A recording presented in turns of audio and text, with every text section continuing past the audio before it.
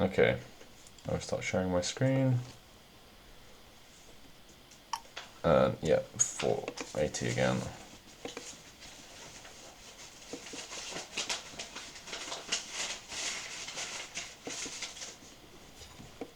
Right. Okay. Have you? Are your recent changes up to date on the project? Yeah, yeah, I pushed it earlier today. Okay, wicked.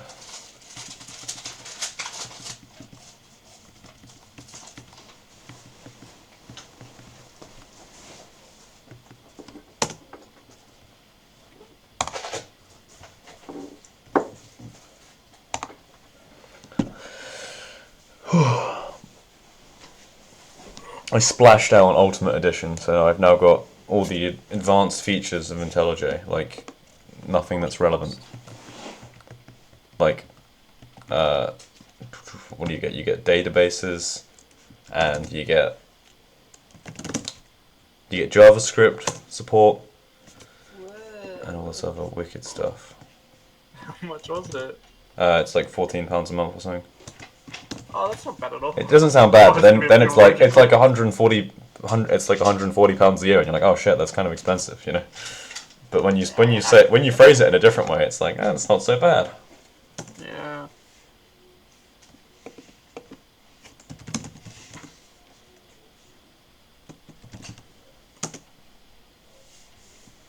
At least I can cancel anytime. Okay. Nice. No. Okay. Nice, nice, nice. Okay, I already like the look of this. Everything's in the correct format for this. That's cool. This time I didn't use any libraries at once, but like they're all. It's just util, I think, and maybe IO for the scanners.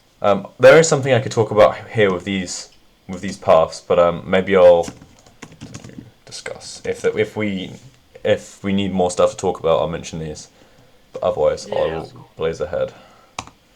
Okay, so this is again not a huge thing, but in Java you don't name things with underscores generally, so we do camel case. Not a big issue. Okay. File input path, that's so much better with that in the file check. Okay, file check. What does it do? File check. This isn't bad, but I would maybe prefer like check if file exists. Wait, or no, that's not even right. Ensure file environment. Something like this. How would I word this? Okay. See, I normally avoid that because I feel like if it's super long, like I don't know, Oh, yeah, I don't know. it Maybe ends this is a being kind of. preference thing, but I would rather like, have a. There's this joke. There's this meme where it's like a 45-inch monitor, and it's like finally a monitor long enough to hold my Java class names. You know. Okay. Um, ensure file environment is. I mean, this is a horrible. This isn't a terrible name, but maybe something better. But I would personally, I would always rather have a long name than um, a non-meaningful name. And I think also if you need a really long name for a method, it's usually an indicator that something is going on that maybe shouldn't be happening. You know, Okay. if your method name is like do this and then do that and then do that, it might be more of an indicator that we should have three methods instead. But Yeah, this is yeah. basically fine. Like so, file check. So ensure file. So this is so much better than last time. It's crazy. BR I think input. I understood when I wasn't using the pair list, it Yeah. like kind of forced me to learn the sets Yeah, yeah. um and like my comparator and stuff. Oh, I haven't even It's checked that yet. So okay, yeah. So nice. We're using a list of companies. That's pretty good. I like that. yeah, I used the unique object this time. It was just relearning the stuff that you pointed out last time. Yeah. Final comparator company comparing. What is this comparing?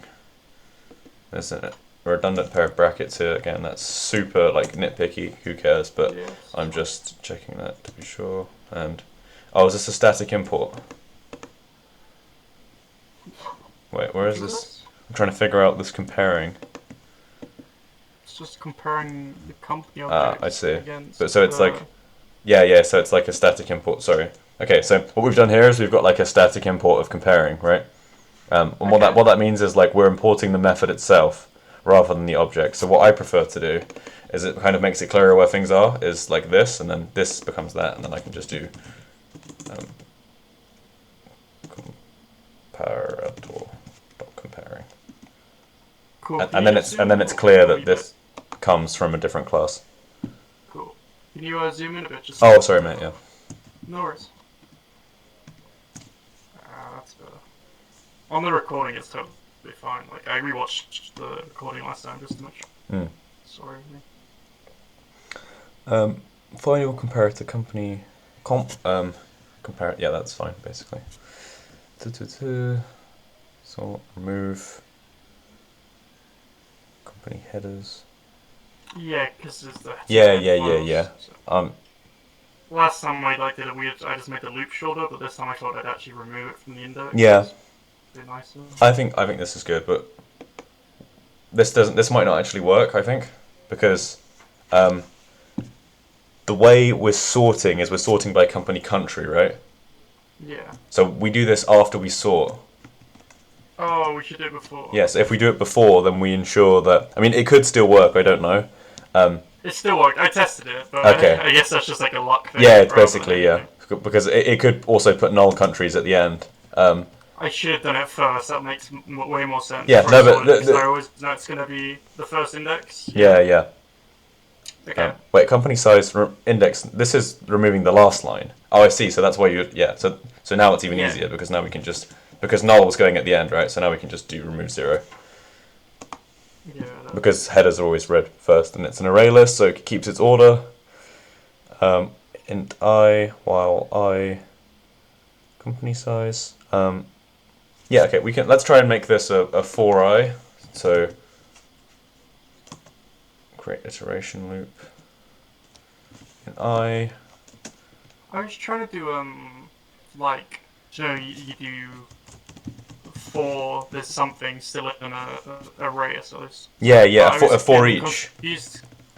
Yeah, I was trying to for each, but because it's like a unique object, the company, I was a little confused. I'd use like what sort of variable I'd use to get the size because I was trying to do like. Yeah, well, that's the thing is when you're doing a for each, you don't actually need to get the size because you can just do companies. I'll type it all out rather than using the hotkeys. So you can do for. Yeah. And then you declare that you want a company. This company, and then companies. See, I wasn't declaring its type, so I. Yeah. So I see you were doing companies.size. Yeah. Yeah. No. I tried doing it the way you did it just there, but I was company, which is the instantation of the actual company. Yeah. So the first company I had, but I didn't have the second company, which is the instance. So that's why I fucked it up. Yeah. Right, okay, that makes sense. Yeah. I know this is. We should. I think with this. Why is this? This looks a little weird to me. It's all slightly. Oh, that's why. Because this is closed. So, let's explain this as well, right? So, why is that now throwing an error? Buffered writer. Oh, this is. I have no idea what's going on here. Wait, is this? Maybe that's not intentional. What's this? I'm trying to figure out what's going on here. What in the while loop? New buffered writer. Oh no, I see. I think I see what's going on. No, I don't see what's going on. Writer.write. What's the problem here? Are you getting an error? Writer maybe final. Well, I'm trying to basically.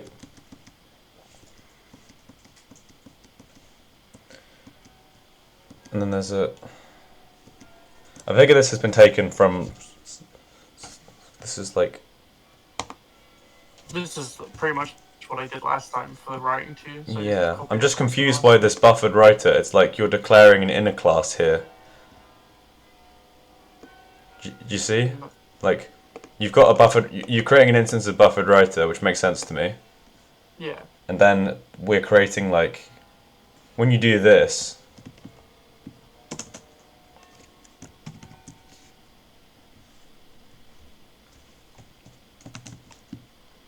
sorry, my laptop's being so slow, it's really annoying. Yeah, no worries, man. It's like when we do like new object, and then this, you know, we're like opening, we're saying we want to like change something about the class. We're like doing something as part of the inner class. Yeah. And so what's confusing here is in the buffered writer itself. Oh, wait. Oh, no, I see what's happening. Okay. Are you talking about the leading bracket? There's like a... This is, like, so, I see. So, this is what's confusing me. Okay, so let me explain this, because I figure this has been taken from somewhere, which is obviously fine, like, it's, like, there's no need to reinvent the wheel a million times. But, here, we're using something, a try with resources statement. Like, usually when you have a try and catch statement, it looks something like this, right?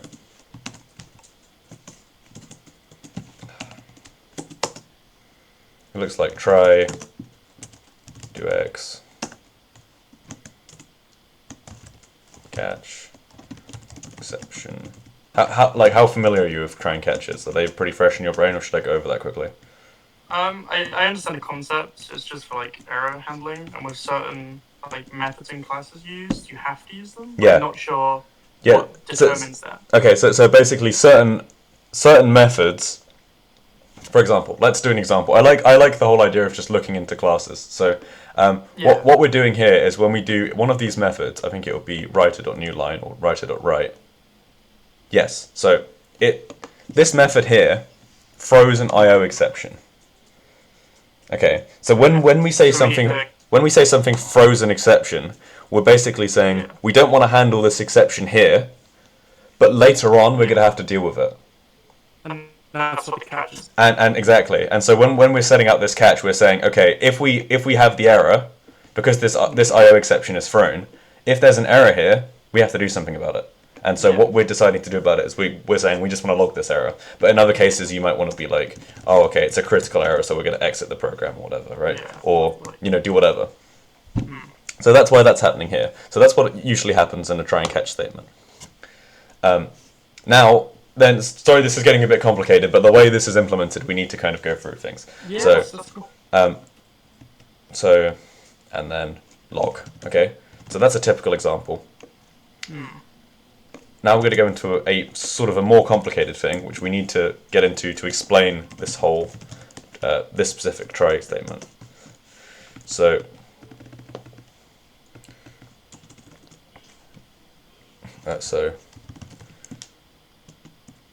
new connection, log connection, failed.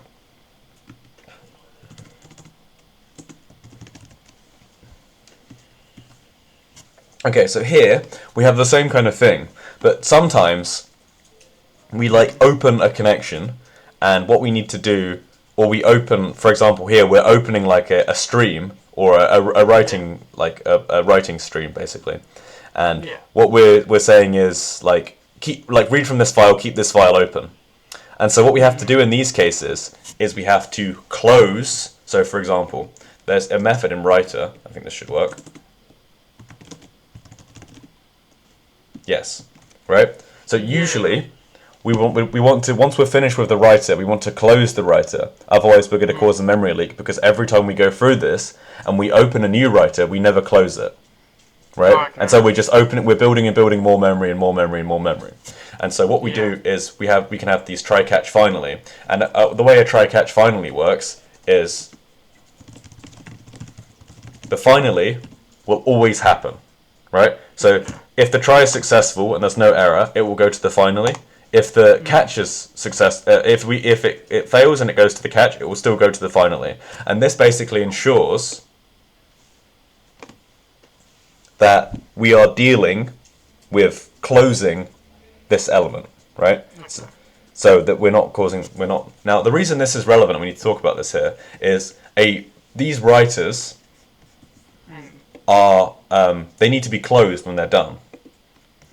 So we have this third type of try catch, which is new in Java 7.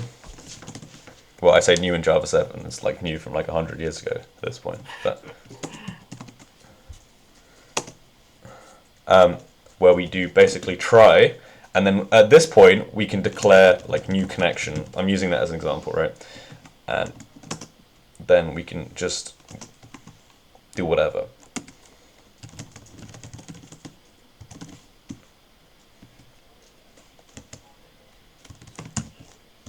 Catch.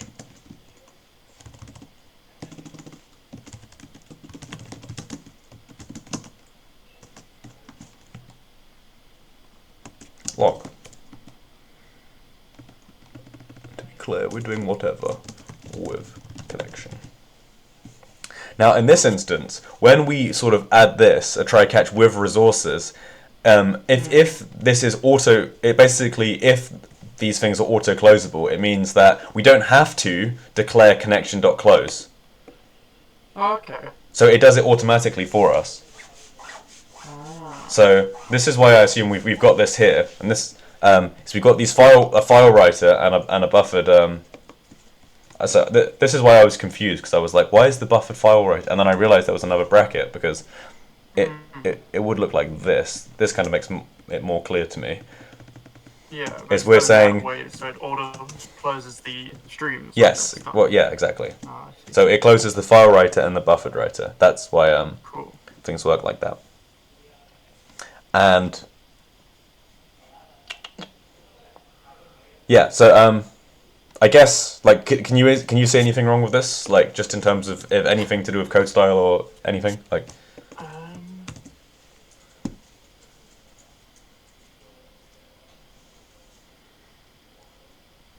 Like in terms of like. My variable writer could. Yeah, so the variable naming is definitely something I think we could, because obviously I think this has been taken from somewhere, which again is not a problem. Obviously this is done all the time, but like, we could just call this company string. Then we could have company string split. Then 0. Maybe this is fine in this instance because it's only 0 and 1. But what we could also do, I actually like this a lot. What we could also do is in the company toString, which I assume you've overwrote, right? Yeah. Is this delimiter? Where is this used? It's used here. So I'm going to make this public. Then what we can do, I mean, this is functionally the same. Reference the delimiter there as well. Yep. And then, this is the beautiful part, so we can just get rid of these two. And we can just say,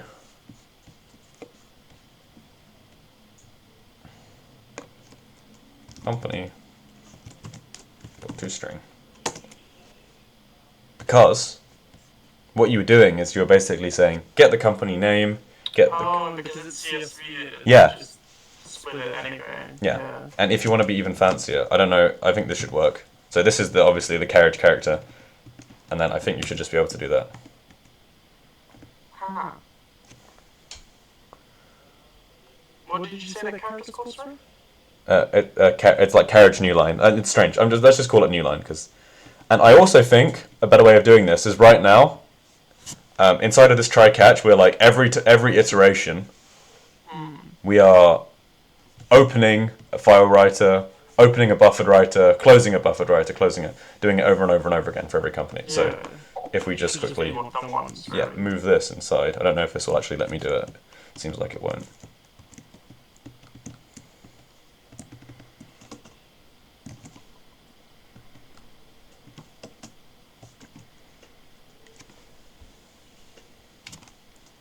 Then I'm gonna cool, and then I don't like this actually. It's fine. We'll just leave it like that. This is what confused me in the first place, but yeah, cool.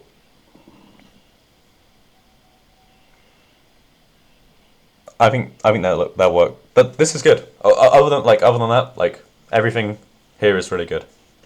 Cool. There's one thing I might wanna. I'm not able to resolve. Oh, there we go. Better. Okay. There's one thing that basically this file path will only work on Windows, right? I know it's hard coded, which is completely fine. Yeah. But the thing is what we should be using really is there's a library called paths, and Okay. because like in Linux, like for me, things work completely differently, right? It's not Yeah. only that I have a different like I have this user local data whatever. It's also that I don't even use these backslashes, Yeah. and so if you want to make this system wide, which I think is maybe too specific, but something you could investigate anyway, is paths. Like there's this whole paths library basically, and then it will basically handle the operating system stuff for you. You don't have to worry about converting it depending on that. Okay. So that's just a good practice thing. I'm not expecting any, that to be actually used. It's like hyper. No, I'm glad you mentioned it. It's probably really useful to know. Yeah. So Um, cool. To get rid of column headers. Good. Yep, I like that comment. The comments have got a lot better as well, actually. Like before, I know you had loads and loads of comments on everything, which I know there's like that whole saying of like it's good to have comments, but also, like code can't lie, right? Comments can lie. So yeah. if I have a comment that says like does this, and then I read the code and it does something else, or even worse, like it did used to do that, but then I changed the code and I forget to change the comment. Yeah. Yeah. And I think this is the perfect comment because this doesn't really make sense on its own. It needs, like, this all makes sense, right? But this doesn't make sense unless you explain why you're doing it. Because you can't, otherwise you have to, like, kind of infer. So I think this is, like, a perfectly, like, it's almost intuitive as well. Like, you just intuitively knew that this needed to be commented, which I think is really good. It's a bit random, isn't it? Yeah, exactly. Okay, and let me check file util. Create new file. We already talked about that before. That's completely fine. Company set. Yeah, this is completely fine. You could also get rid of the because you don't actually use these, right? So, and I know I do this by default. You just make them, but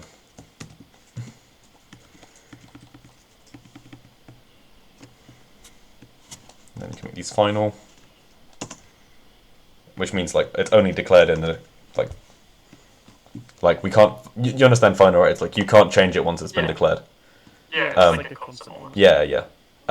And so because the only time we use this is the toString, so yeah. Other than that, this is really good. Cool. There is kind of there is a way you can make this I guess it's not neater, but a tiny bit. No, I wouldn't even worry. It's just going to confuse matters. I'm happy with this. Is there anything you want to discuss? Anything you like would? Not really. The thing we spoke about in text earlier was the only thing I got confused about. Really. Yeah. But you explained that, so I understand that. No, everything's. Okay, cool. In terms of like the next task you want to do you have any idea where you'd want to go with that? Or No, I was hoping you'd know. yeah. Well, it depends on kind of the direction where you want to. Like, do you want it to be another pure Java task, or you want it to be like using a framework, or?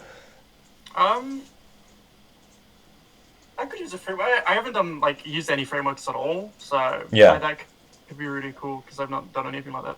Everything I've done is always like pure Java. Yeah.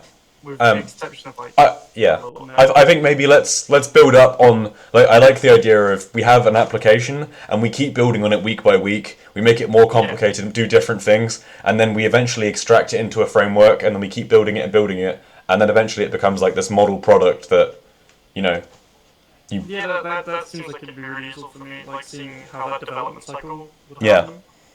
And also I found this as well, you can get really comfortable working with small projects.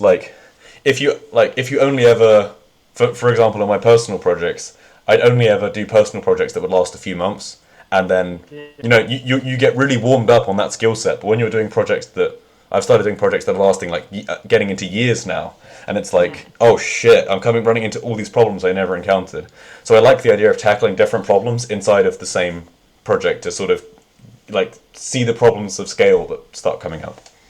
Yeah, that sounds really good because I've not done anything that Yeah. big at all. Cool. So I'll try to think of some more ways to kind of extend this, and yeah. Other than that, I'm really happy with that. That seems like everything's just like you learn that really quickly and just sort of put it into practice. So it's super cool. Yeah, most of it was just me going back watching the video. Well, yeah. And Googling some But stuff that's like the other thing, right? Is like it wasn't just copy pasted because like I didn't give anything to copy paste, so it's like it's at least at the very least it's like reading it, writing it. You know, it's like very different from just copy pasting it. Yeah. Okay. Cool. I'll message you with a new task when I think of it, but I've got another review to do Yeah, first. that's cool, mate. If you just message me. I'll try and get it over tonight. Yeah, I'll be on till about 12, and I got to get to work tomorrow. So. All right. Okay, wicked, dude. I'll see you in a bit. Yeah. See you, mate. Bye. Bye, pal.